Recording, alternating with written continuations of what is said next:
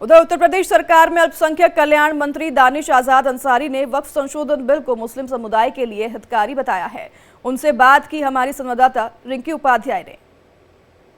मेरे साथ मौजूद हैं उत्तर प्रदेश सरकार में राज्य मंत्री आजाद दानिश अंसारी जी। जिस तरीके से विशेष समुदाय के लोग, आपके मुस्लिम समाज के लोग एक अलग तरीके से कह सकते हिंसक के मूड में आ गए। जगह जगह मीटिंग चल रही है, आपस में मस्जिदों में मौलवियों के साथ मीटिंग चल रही है। सरकार ने अपना जो प्रोसेस जारी किया है, उसमें जो प्रतिक्रिया दी है, उसको लेके तमाम वार्तालाप हो रही है। तो उसको लेके आप, चूंकि आपसे सवाल इसलिए पूछना मेरा उचित है क्योंकि आप भी उसी समुदाय से आते हैं, तो और सरकार की जिम्मेदारी भी आपके उस पर है, तो आप किस तरीके से देखते हैं? देखिए, सबसे पहली बात तो कोई भी मुस्लिम समाज हिंसक नहीं हुआ है। वक्फ संशोधन अधिनियम 2024 जो हमारी केंद्र की मोदी सरकार ने प्रस्तावित किया है संसद के सत्र में, ये निश्चित तौर पर वक्फ के सकारात्मक सुधार के लिए संशोधन बहुत ही आवश्यक है। जिस तरीके से लगातार इस शिकायतें वक्फ के लिए सिलसिले में आती थी कि वहाँ पे अवैध कब्जे हो रहे हैं, वक्फ की संपत्तियों पे इलीगल इंक्रोचमेंट हो रहे हैं, उनको कई जगह ऐसी शिकायतें हैं कि वक्फ की संपत्तियों को इलीगली बेचा भी गया। तो इन तमाम चीजों को दूर करने के लिए, इन समस्याओं को दूर करने के लिए और वक्फ की संपत्ति मुस्लिम समाज के डेवलपमेंट के लिए इस्तेमाल होनी चाहिए। वन नेशन वन इलेक्शन को लेकर जिस तरीके से मोदी सरकार ने पहल की है और अभी कैबिनेट में मंजूरी भी मिली है, हालांकि अभी जो आपका एक सत्र आता है मानसून सत्र में, उसमें क्योंकि राज्य की सहमति से होता है, तो उसको लेके भी विपक्ष इस समय आप लोगों को बेहद तरीके से हावी है। कैसे समझा पाएंगे जनता को आप? मोदी सरकार इसने हमेशा समाज को सकारात्मक तरीके से आगे बढ़ाने की नीति और नियत के साथ काम किया है।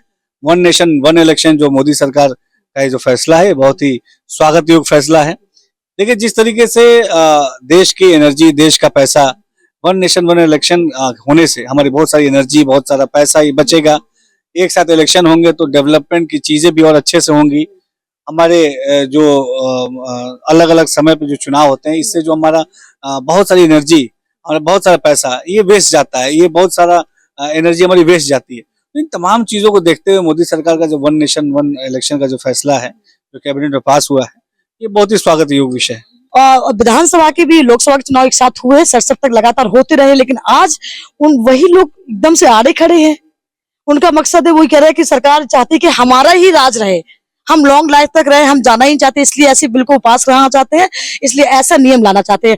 हालांकि ये भी कहा जा रहा है मोदी सरकार तरफ से कि जो हमने ये लागू किया है, इसका एक तो ये है कि एक तो जो नेता सब जगह, क्योंकि पूरे 5 साल चुनाव चलती रहते हैं, कभी यहाँ कभी वहाँ कभी वहाँ, तो आप लोगों की ड्यूटी कभी आगरा कभी कहीं होती रहती है। एक तो वो बचेगा, दूसरा पैसा भी बचेगा, लेकिन ये उनको बात समझ में क्यों नहीं आती? देश तो उनका भी है ना। देखिए, कांग्रेस पार्टी इसने हमेशा समाज को भटकाने की नियत के साथ राजनीति की है। समाज को भटका के अपनी राजनीतिक रोटियां सेकना, ये कांग्रेस का पुराना स्टाइल है। कांग्रेस पार्टी कभी नहीं चाहती कि हमारा देश, हमारा समाज विकास के पथ पे आगे बढ़े। जब हम देश के सुधार की बात करते हैं, देश के विकास की बात करते हैं, देश में रोजगार की बात करते हैं, देश की तरक्की की बात करते हैं, तो इस बात से कांग्रेस पार्टी जो है परेशान होती है। लेकिन कांग्रेस पार्टी को समझना चाहिए कि आज देश में जो मोदी सरकार है, जिसने ईमानदारी से सबका साथ सबका विकास का नारा जो दिया है, उस नारे पर हम ईमानदारी से काम कर रहे हैं। कैमरा पर्सन अंकुर के साथ Rinki Upadhyay, India Daily Live. तो वहीं राष्ट्रपति द्रौपदी मुर्मू कल दुनिया के सबसे ऊंचे युद्ध क्षेत्र में तैनात सेना के जवानों का मनोबल बढ़ाने के लिए सियाचिन ग्लेशियर का दौरा करेंगी।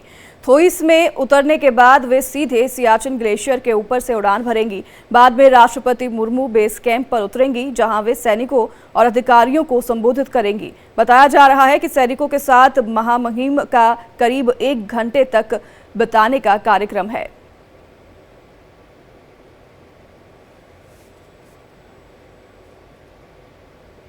उधर विदेश मंत्री डॉक्टर एस जयशंकर ने न्यूयॉर्क में शिखर सम्मेलन के दौरान अमेरिकी राष्ट्रपति जो बाइडेन और विदेश मंत्री एंटनी ब्लिंकन से मुलाकात की और अपने सोशल अकाउंट एक्स पर इस मुलाकात के बाद खुशी जाहिर की। उन्होंने लिखा, सिंथेटिक दवाओं के अवैध निर्माण और तस्करी को रोकने पर केंद्रित कार्य समूह 1 के सह अध्यक्ष के रूप में भारत की भूमिका हमारे सक्रिय रुख को दर्शाती है। भारत लंबे समय से आतंकवादी समूहों और नार्को तस्करी के बीच 60 गंठ से प्रभावित रहा है और सीमा पार से रैकेट हमारे क्षेत्रों में नशीली दवाओं की तस्करी करते हैं, जिससे होने वाली आय आतंकवाद का समर्थन करती है।